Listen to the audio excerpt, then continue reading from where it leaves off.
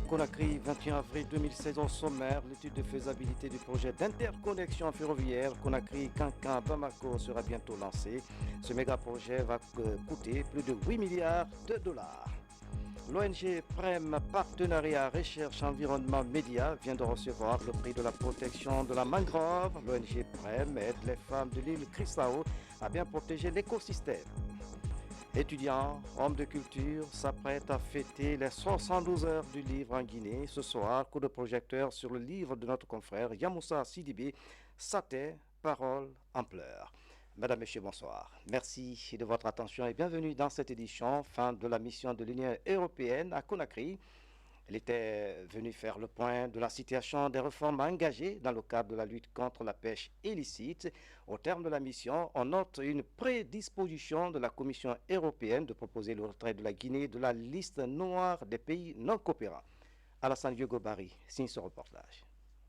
La mission a été marquée par la tenue d'une conférence de presse organisée au ministère de la Pêche. Au cours de ce point de presse, le chef de la délégation de l'Union européenne a souligné les efforts consentis par notre pays dans la lutte contre la pêche illégale.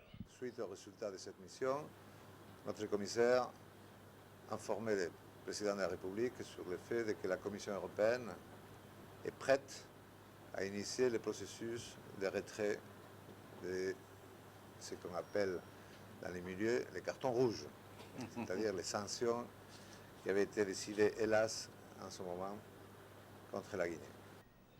Dans une lettre adressée donc au chef de l'État guinéen, la Commission européenne déclare être prête à proposer le retrait de la Guinée de la liste des pays tiers non coopérants. Le secteur de la pêche est un secteur clé pour notre économie et que chacun doit jouer le rôle qu'il doit jouer pour éviter qu'on retombe dans nos traditions du passé. Ça ne serait pas honorable pour nous tous que la Guinée soit encore qualifiée de pays tiers non coopérant avec l'Union européenne. Merci au département de la pêche, merci surtout aux opérateurs qui ont tant accepté, parce que les pratiques, pour les changer, ce n'est pas facile. Donc, je n'en veux à personne. Nous disons merci au nom de M. le Président de la République et de continuer les efforts, ce n'est qu'un début. L'aboutissement de ce processus devrait permettre au secteur guinéen de la pêche de bénéficier des retombées du partenariat entre la Guinée et l'Union européenne. Ça rapportera beaucoup de possibilités à notre pays. La première possibilité est que nous allons avoir beaucoup de devises, comme pour la bauxite. Ça, il ne faut même pas se leurrer. Si nous sommes bien organisés, en exportant le poisson, ce sera comme si nous exportons de l'or, du diamant ou de la bauxite. Nous en tirons aussi un autre avantage, c'est la formation de nos cadres, c'est l'équipement de nos bateaux, la surveillance de nos côtes. Enfin, l'autre défi à relever par la Guinée reste la création d'une nouvelle dynamique au niveau des organisations et institutions régionales qui œuvrent à l'éradication des activités de pêche illicites. Présentation de l'étude de faisabilité du projet d'interconnexion ferroviaire Conakry-Cancan-Bamako, exécuté par un consortium chinois. Les travaux vont coûter 8 milliards de dollars. Ce méga-projet va aider la Guinée à positionner le port autonome de Conakry comme terminal de transit pour le Mali. Fodé Camara, reportage. En Guinée, le réseau ferroviaire est marqué par une très faible densité et la vétusté des gares et autres installations construites le plus souvent depuis la période coloniale. Derrière ce triste tableau, une lueur d'espoir pointe à l'horizon. Les études de faisabilité du projet de chemin de fer interconnecté Conakry-Cancan-Bamako augurent de belles perspectives pour l'intégration sous-régionale, avec la possibilité pour le port autonome de Conakry de capter le trafic malien. Si le chemin de fer arrive seulement d'abord à Cancan, ça règle le problème des Maliens. À plus forte raison quand nous venons jusqu'à Bamako. Nous pensons récupérer tout le fret malien parce que c'est le port le plus proche du Mali. Et les paramètres techniques du chemin de fer que nous avons pris, contrairement à Dakar-Bamako, qui est encore métrique, nous avons une voie standard qui permet la possibilité d'un transport en masse et avec la grande vitesse et dans les conditions de sécurité. Sur le corridor Conakry-Cancan, Mandiana-Bougouni-Bamako, 1000 km de voies ferrées vont faciliter le transport des marchandises et des minerais. 8 milliards de dollars, c'est pour construire une ville.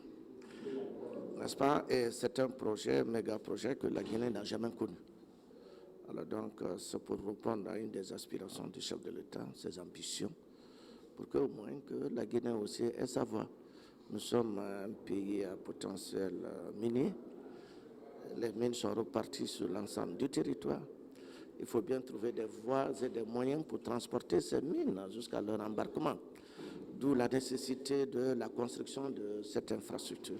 Filiale de la société d'État China Power, Sinohydro, le concepteur de ce projet d'interconnexion ferroviaire, a scellé un protocole d'accord avec le ministère des Transports pour l'ingénierie, la recherche de financement et la réalisation de ce méga projet. Évoluant dans plusieurs pays, ce consortium chinois s'est spécialisé dans le domaine des énergies renouvelables et la construction des lignes à grande vitesse. Sur instruction du chef de l'État, professeur Alpha Condé, une rencontre s'est tenue entre le syndicat et le haut commandement de la gendarmerie nationale. Objectif, trouver la solution à la levée des barrages non conventionnels à travers le pays, un des points inscrits dans la plateforme revendicative du mouvement syndical. Le point avec Mohamed Seyar Souma. La levée des barrages non conventionnels était en discussion entre le syndicat et le haut commandement de la gendarmerie nationale. 3 mois après la signature de cette mesure, la non-application devient de plus en plus un calvaire pour les usagers de la route. La situation est prise à bras le corps. Les parties prenantes imposent l'unité d'action. C'est l'instruction du chef de l'État.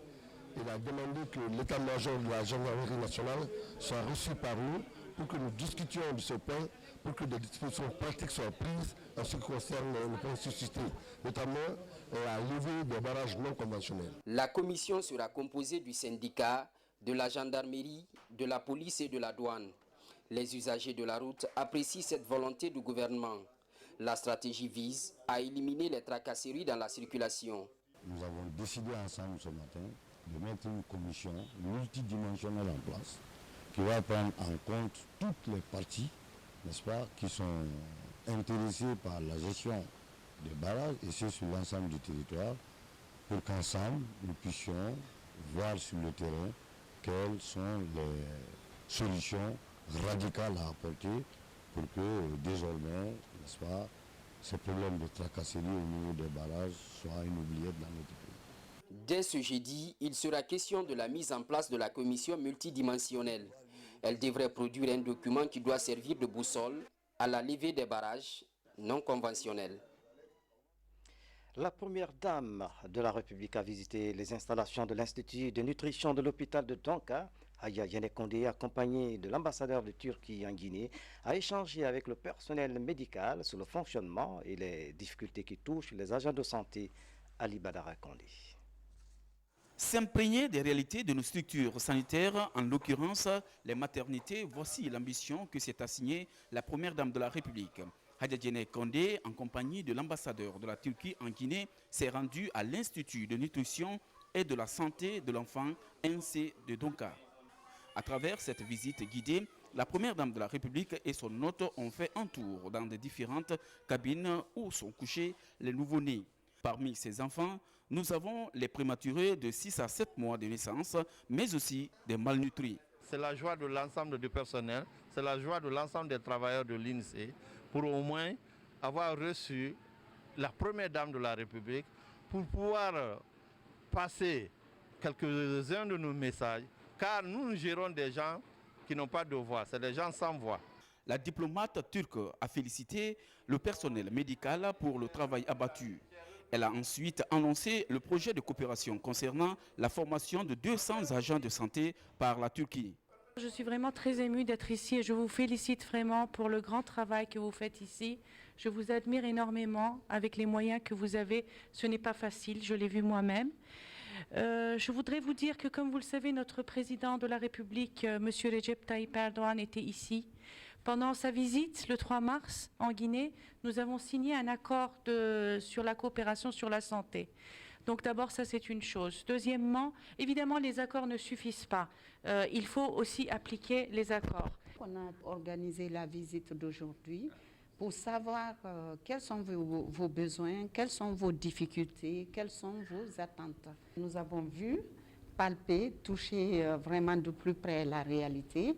avec la liste que vous m'avez donnée, nous allons faire la transmission à la TICA, non seulement donc à la coopération turque, à travers l'ambassadrice qui est très dynamique, qui veut aider la Guinée dans plein de domaines, non seulement la santé, la culture, en fait tout.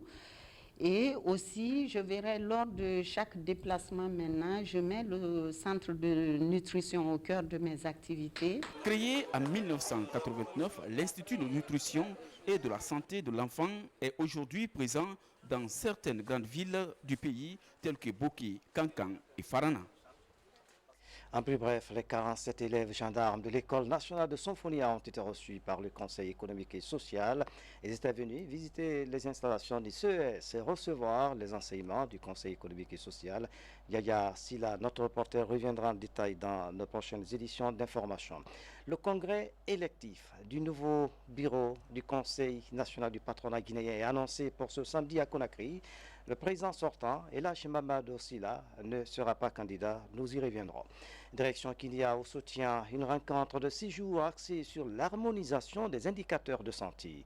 Cette initiative du ministère de la Santé est appuyée par l'USAID. C'est un premier jalon du plan stratégique de renforcement du système national d'information et de gestion sanitaire. Ça, à marathon reportage. La Guinée s'investit à moderniser son système de santé. Le pays, tirant les leçons de la crise sanitaire traversée ces 2 dernières années, entend mettre en place une stratégie efficace pour faire face à toute épidémie. Une stratégie qui passe par la définition d'indicateurs précis et harmonisés pour tout le système de santé. On a trouvé sur le terrain qu'il y a beaucoup d'indicateurs. Et chaque partenaire ou chaque structure a ses indicateurs. Et les gens au niveau périphérique qui renseignent ces indicateurs sont embarrassés. Ils nous disent qu'il y a trop de données. Donc on voudrait s'asseoir, élaborer ces indicateurs pour leur dire, à partir de maintenant, voilà les données que vous devez récolter pour renseigner tel ou tel indicateur. Le processus est appuyé par l'USAID, investi dans le renforcement du système de santé guinéen. Cet atelier de définition et d'harmonisation des indicateurs de santé est un des tout premiers pas vers un processus de qualification de l'information sanitaire et afin que la Guinée puisse, à travers le ministère, disposer d'informations fiables et que la prise de décision soit de qualité pour le bénéfice de la population.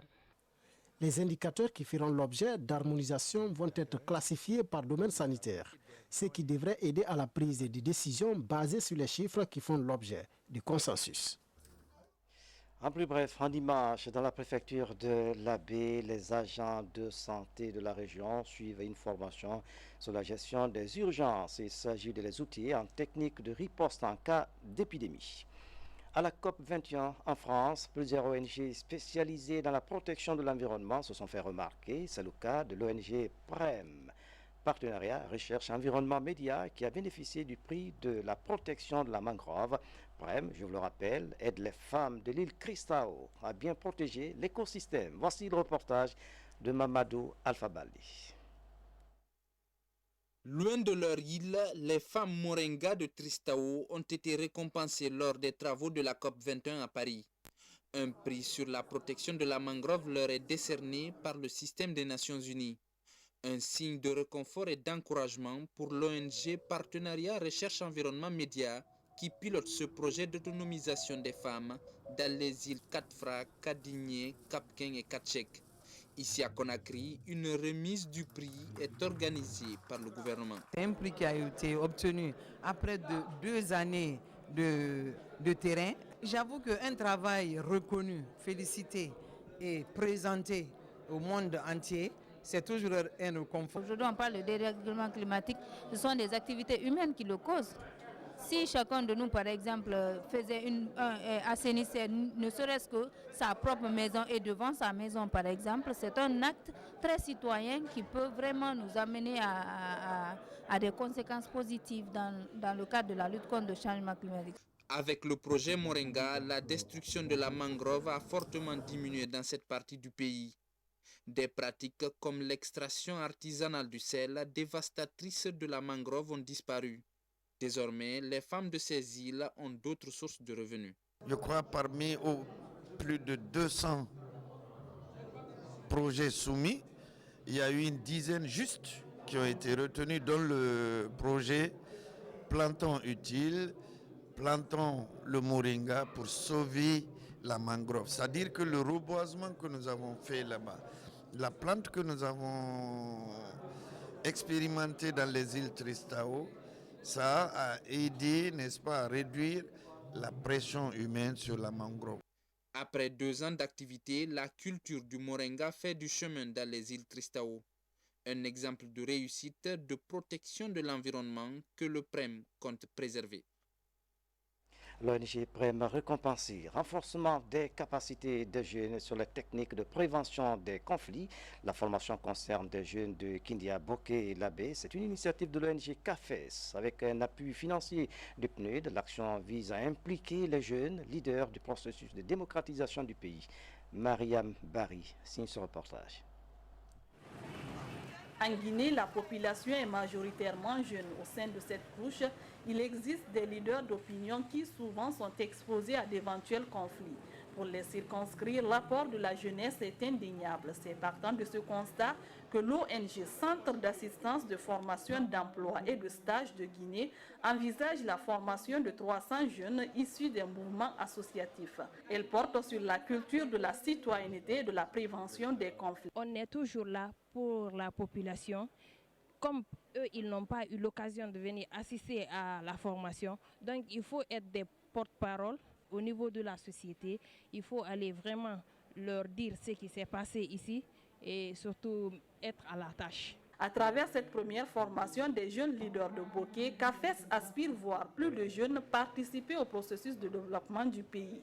Il faudrait que ces cibles donc soient mieux outillées, mieux formées pour que ce manque de civisme et le désintéressement de cette couche au processus de développement que nous constatons à travers le pays puisse prendre fin pour nous aider dans la construction de l'état de droit que nous ambitionnons.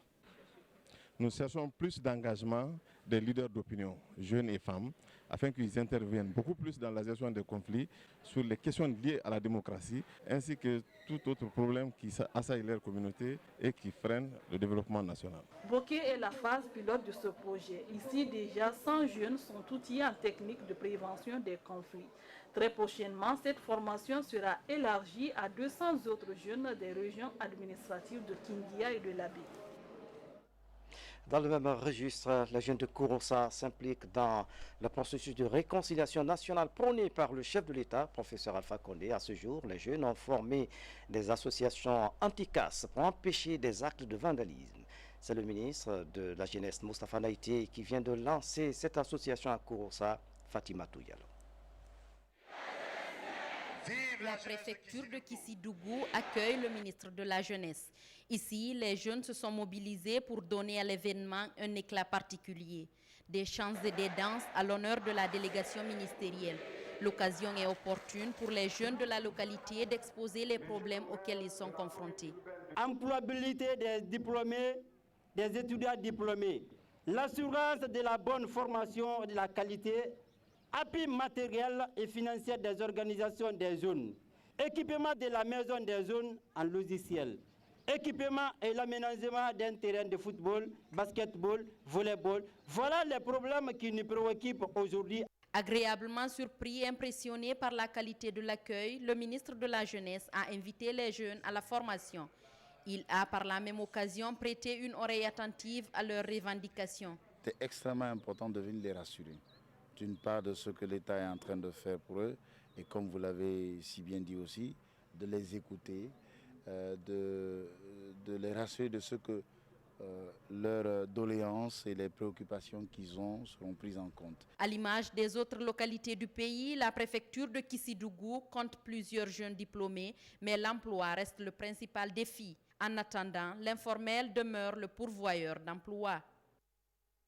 L'ONG Guinée Fondis International West Africa s'active dans la formation de 300 superviseurs. Les bénéficiaires de cette formation seront déployés à l'intérieur du pays pour le suivi et évaluation des infrastructures scolaires. La précision de notre reporter Mamadou Patebaldi.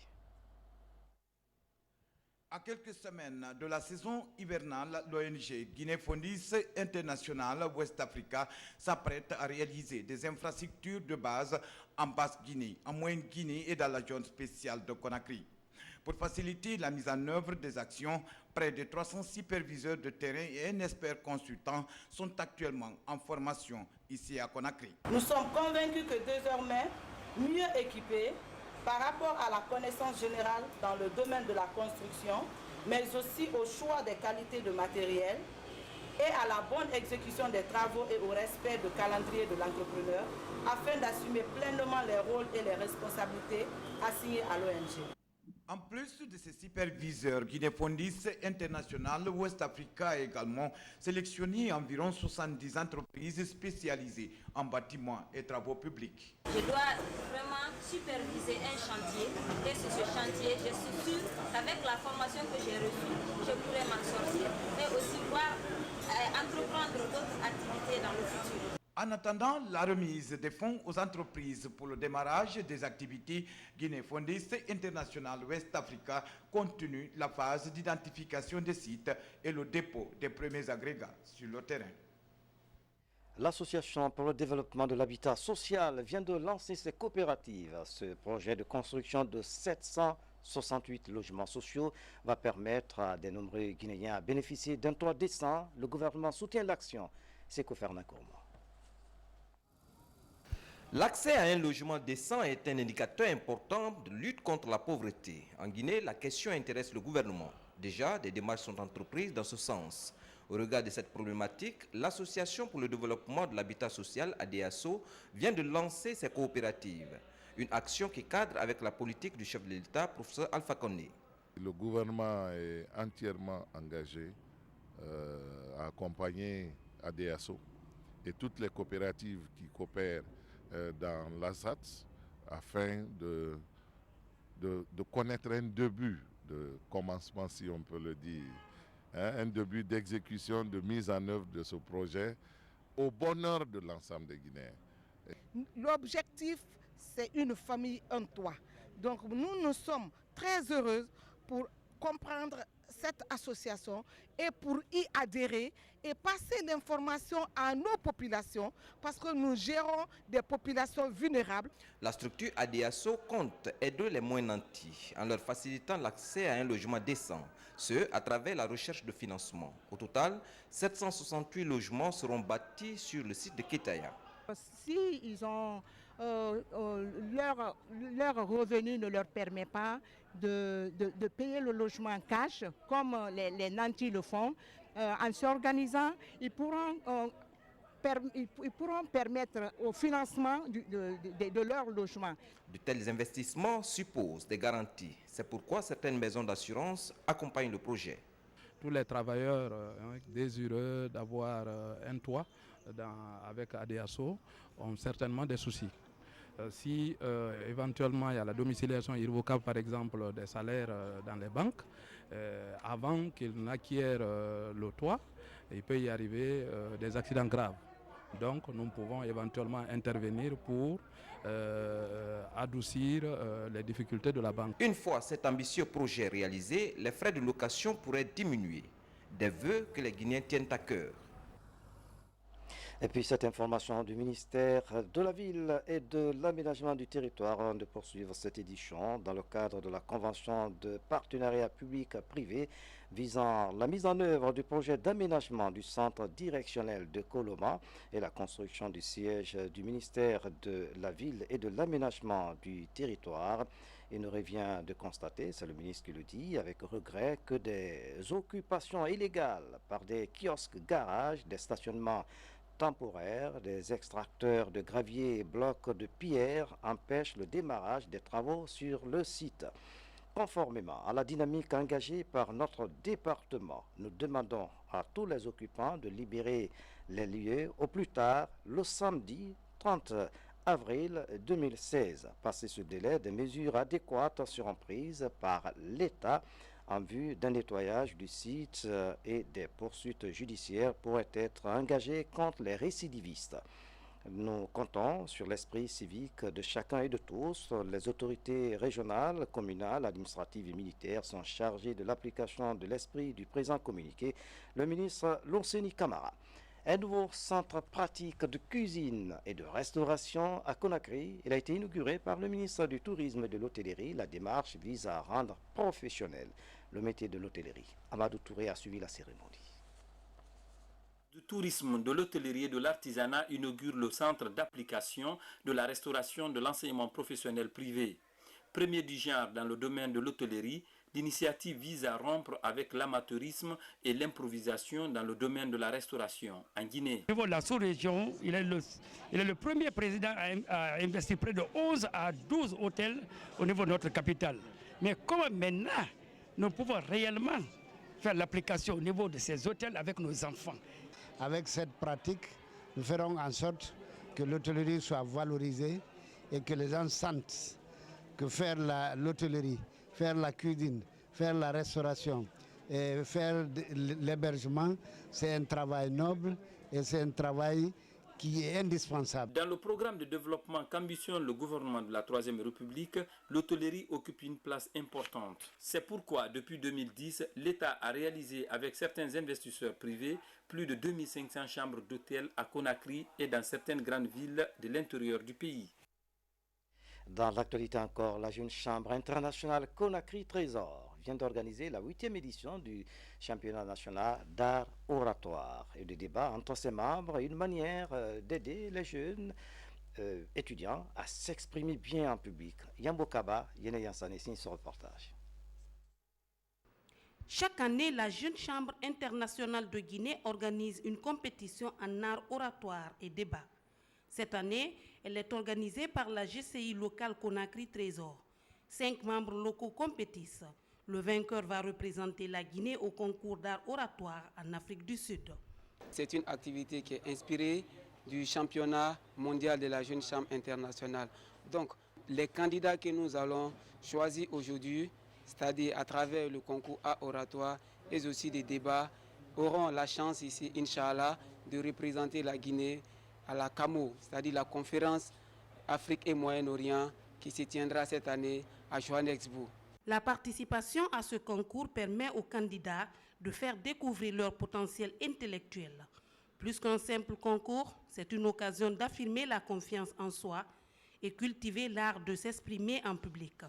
Je sais que je suis en mesure de gagner ce concours parce que j'ai quelques talents en moi et j'aimerais bien sûr les améliorer pour enfin représenter la Guinée sur le plan international. Espace d'échange et d'intégration, la GCI Guinée compte offrir de nouvelles opportunités de formation aux jeunes Guinéens. Le reportage signé de Yene Yansane. L'Alliance guinéenne pour l'éducation et le développement organise à Washington son gala annuel. Les fonds collectés serviront à payer les études des jeunes Guinéens issus des milieux défavorisés. De Washington, voici la correspondance de Fatoumata Samoa. Permettre à des jeunes Guinéens démunis de poursuivre leurs études universitaires au pays ou à l'étranger. C'est l'objectif de GAED, l'Alliance guinéenne pour l'éducation et le développement. Jeune ONG mais très dynamique, GAED finance les études d'une dizaine d'étudiants, parmi lesquels Kultimi Diallo. Aujourd'hui, la jeune fille est en première année médecine à l'Université de Lyon, en France. Je suis d'une famille pauvre. Si ce n'était pas mes oncles qui m'avaient aidé, je n'aurais pas pu être là où je suis aujourd'hui. En reconnaissant ces actes de bonne volonté, je me suis dit, il y a des jeunes comme moi qui ont besoin de l'aide. Et nous sommes dans un pays ici aux États-Unis où il y a plein d'opportunités. Nous avons 5 autres étudiants qui sont en Guinée, qui cherchent à améliorer leurs conditions d'études. Créé en 2011, GAED fonctionne grâce à la donation et à la levée de fonds. Ce gala est le 3e du genre. Des Africains et des Américains sont présents. I really believe in the mission and vision of GAED, and Je crois à l'ONG Gaïd et sa mission. Je crois aussi à ses membres. C'est pourquoi je les soutiens. Cette année, le fondateur de l'Alliance GAED entend développer un programme d'alphabétisation des adultes et d'initiation des enfants de la communauté à l'arabe, au français et aux langues vernaculaires, histoire de garder le lien avec la Guinée, la mère patrie. Je vous le disais en titre, les préparatifs des 112 heures de livre vont bon train. Dans une des universités de la place, les étudiants ont parcouru le livre Saté, La parole en pleurs, rédigé par Yamoussa Sidibé. Ce livre sera mis en scène pendant les 112 heures de livre à Conakry. Suivez le reportage de Marie-Angélique Bangoura. Saté, La parole en pleurs, livre de 200 pages de Yamoussa Sidibé. Contenu séduisant, le livre est transporté sur une scène. Tu voudrais avoir élevé un enfant de la misère, qu'il grandisse à cette précarité et que jamais le soleil ne lui en trouve la porte? Je veux tout le bonheur pour mon fils, mais je ne peux donner en échange sa vie, car ce serait bâtir un château de sable. Comme tu veux. Dans ce cas, je m'en vais. On m'appelle ailleurs. Aide-moi! Aide-moi, Ningi Nangue. Je vais bien t'aider, mais c'est pas qui va nous lier. On accepte les thèmes et les exécute littéralement. Les rôles sont joués par les étudiants de l'Université Mercure Internationale qui préparent les 72 heures du livre. Chaque acteur l'a parcouru de fond en comble. Je jouais le rôle du génie, Ningi Nangue, qui est venu en aide à Ngadi, la maman de Boulokada, après le décès de son père. Donc Ningi Nangue a proposé à Ngadi de l'aider avec son fils parce que Ngadi était désespéré parce qu'elle n'avait personne avec qui élever son fils. Elle ne voulait pas que son fils sombre dans la pauvreté, dans la misère. Donc elle a voulu bien signer le pacte avec Ningi Nangue que j'ai représenté dans la scénette. L'intrigue gravite autour d'une veuve qui signe le pacte avec le diable pour assurer l'avenir de son unique fils. Ces étudiants ont su se mettre dans la peau des personnages du livre Saté. Ningi Nangue ou diable, Bolokada ou l'enfant choyé, la veuve et les sages du village. Ils sont coachés par un journaliste metteur en scène. Ce sont des jeunes qui n'ont pour la plupart jamais fait le théâtre. Donc c'est leur première fois d'être sur scène. Et le travail que moi j'ai eu à faire, c'était de les habituer à la scène et de pouvoir faire un travail qui va être digeste. Ils sont une dizaine d'étudiants à participer à cette scène théâtrale. Le produit final est réservé au grand public des 72 heures du livre qui débute samedi prochain à la Blouson de Kaloum. Marie-Angélique Bangoura, merci pour ce reportage. Saté, Parole en pleurs, un livre à parcourir. C'est la fin de cette édition à tous. Merci de nous avoir suivis. Excellente soirée, où que vous soyez dans le monde.